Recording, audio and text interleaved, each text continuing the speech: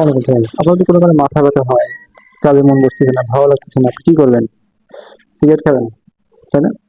একজন যে chain smoker সে তো তাই বলবে, বাট একটা জিনিস চিন্তা করে দেখেন, যে সিগারেট খায় এই লোকটা কিন্তু সব থেকে বেশি, অর্থাৎ ধূমপান করে সব থেকে অসহায় ব্যক্তি। কি হবে? 100% লোকটার মতো অসহায় ব্যক্তি এই পৃথিবীতে আর কেউ নাই। সেটা আমি আপনাকে প্রুভ করবো।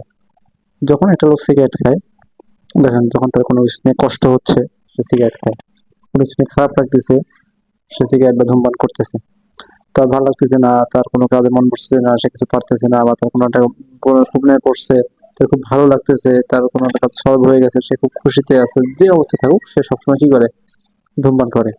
আবার দেখুন সে যে ধূমপানটা করে ওই প্যাকেটের গায়ে স্পষ্ট লেখা আছে যে এই ধূমপান করলে আপনার মৃত্যু নিশ্চিত এবং ক্যান্সারের ঝুঁকি নিশ্চিত, এরপরও সেটা করে।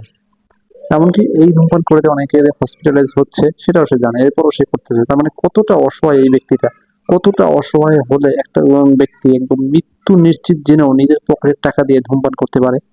তো এই লোকটার মতো অসহায় ব্যক্তি এই পৃথিবীতে দ্বিতীয়টা কেউ নাই। তো আপনার যদি মনে হয় কি এরকম ধূমপান করে তাকে ভিডিও শেয়ার করে, তাকে বলেন যে ভাই আপনার মতো অসহায় কেউ নাই।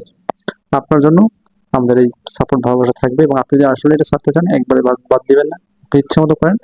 যদি বাদ দিতে চান একটা একটা করে কমান, ধরেন আপনি ডেলি 8টা ধূমপান করেন, 8 পিস বা ব্যাটানি হোক, আপনার এখানে কমায় নিয়ে আসেন, 6 পিসে নিয়ে আসেন, এবার 4 পিসে নিয়ে আসেন, বাট আস্তে আস্তে আপনি এটাকে বাদ দেন যদি আপনার পক্ষে একদমই পসিবল না হয়। তো আসলে কিন্তু এরা অসহায় ব্যক্তি, তো এই অসহায় ব্যক্তিদেরকে আপনারা সহযোগিতা করবেন, হেল্প করবেন।